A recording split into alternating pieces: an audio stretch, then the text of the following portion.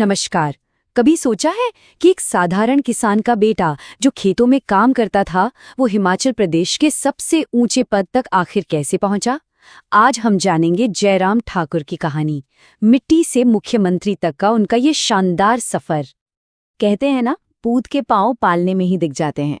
उनके गांव के बड़े बुजुर्गों ने तो बचपन में ही उनमें एक अलग ही चमक देख ली थी। वो अक्सर कहते थे, ये लड़का कुछ अलग है, देखना आगे चलकर जरूर कुछ बड़ा करेगा।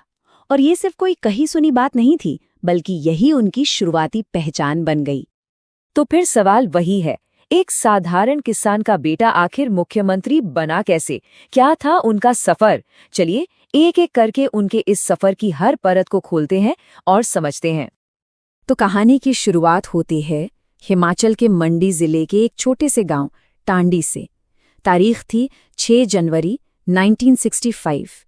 यहीं एक किसान परिवार में जयराम ठाकुर का जन्म हुआ।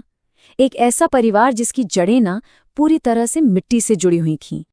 उनका बचपन खेतों में मेहनत करते और एक बिल्कुल साधारण जिंदगी जीते हुए बीता।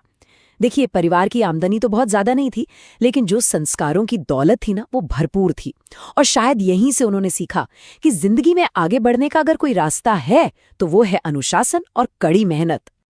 तो अब खेतों से निकलकर उनकी जिंदगी का सफर कॉलेज तक पहुंचा, और बस यहीं से उनकी सोच और राजनीति की समझ ने एक नया आकार लेना शुरू कर दिया। मंडी के वल्लभ गवर्नमेंट कॉलेज से उन्होंने आर्ट्स में अपनी ग्रेजुएशन पूरी की। पर यह सिर्फ एक डिग्री नहीं थी, आप समझिए, ये वो वक्त था, वो पड़ाव था जहां उन्होंने देश के मुद्दों को समझना शुरू किया और अपनी विचारधारा को और भी मजबूत किया। और कॉलेज में ही वो ABVP यानी अखिल भारतीय विद्यार्थी परिषद से जुड़े, और यही उनकी राजनीतिक जिंदगी का पहला कदम था। लेकिन एक बात साफ थी, उनके लिए ये कोई सत्ता की सीढ़ी नहीं थी, बल्कि ये तो समाज सेवा करने और छात्रों के हक के लिए आवाज उठाने का एक जरिया था, एक मंच था। अच्छा, तो छात्र राजनीति के बाद उन्होंने सीधा जनता के बीच काम करना शुरू किया, उनका भरोसा जीता, और बस यहीं से शुरू हुआ उनका एक के बाद एक सीढ़ी चढ़ने का सफर। उनकी राजनीतिक यात्रा को अगर हम देखें ना, तो एक पैटर्न बिल्कुल साफ नजर आता है। पहले ABVP, फिर भारतीय जनता युवा मोर्चा के प्रदेश अध्यक्ष बने, और फिर 1998 में पहली बार विधायक चुने गए। मतलब हर एक कदम एक सीढ़ी की तरह था, जिसे उन्होंने अपनी जमीनी मेहनत से बनाया था। एक विधायक के तौर पर भी उनका अंदाज भी सबसे अलग था।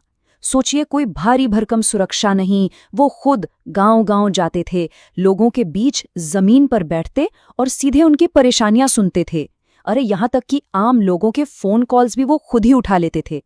और यही जो सीधा कनेक्शन था ना, वही उनकी सबसे बड़ी ताकत बन गया। और फिर आता है साल 2017। एक ऐसा चुनाव, एक ऐसा मोड़ जिसने न सिर्फ हिमाचल की राजनीति को बदला, बल्कि जयराम ठाकुर की किस्मत को भी हमेशा हमेशा के लिए बदल कर रख दिया।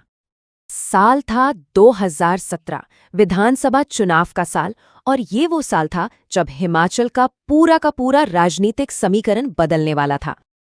चुनाव हुए और बीजेपी ने बहुमत तो हासिल कर लिया, लेकिन अब असली सवाल ये था कि भाई मुख्यमंत्री कौन बनेगा। रेस में कई बड़े बड़े और सीनियर नेता थे। इसीलिए जब पार्टी ने अपना फैसला सुनाया ना, तो सच में सबके सब चौंक गए। और वो नाम था जयराम ठाकुर। 27 दिसंबर 2017 को जब उन्होंने मुख्यमंत्री पद की शपथ ली, तो ये सिर्फ उनकी अपनी जीत नहीं थी। नहीं, ये जीत थी हर उस आम कार्यकर्ता की जो बिना किसी पॉलिटिकल बैकग्राउंड के सिर्फ अपनी मेहनत के दम पर आगे बढ़ने का सपना देखता है। तो ठीक है, मुख्यमंत्री तो वो बन गए, लेकिन उन्होंने सरकार कैसे चलाई, क्या थी उनकी प्राथमिकताएं? चलिए अब उनके कार्यकाल पर एक नजर डालते हैं। बतौर मुख्यमंत्री उनका फोकस बिल्कुल साफ था, अपनी जड़ों की तरफ लौटना। मतलब उन्होंने सबसे ज्यादा जोर दिया ग्रामीण विकास पर। सड़कें, बिजली, पानी, साथ ही गरीबों और किसानों के लिए जो वेलफेयर स्कीम्स थीं, उन्हें प्राथमिकता दी।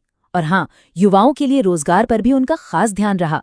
कुल मिलाकर उनकी नीतियां हमेशा आम आदमी के आसपास ही रहीं। अब उनके कार्यकाल की सबसे बड़ी और शायद सबसे मुश्किल चुनौती थी कोरोना महामारी। और इस मुश्किल दौर में ही उनकी लीडरशिप और भी निखरकर सामने आई। वो जमीन पर उतरकर हालात का जायजा लेते रहे, काम करते रहे और इसी वजह से उनकी सादगी और संवेदनशीलता वाली छवि लोगों के मन में और भी मजबूत हो गई।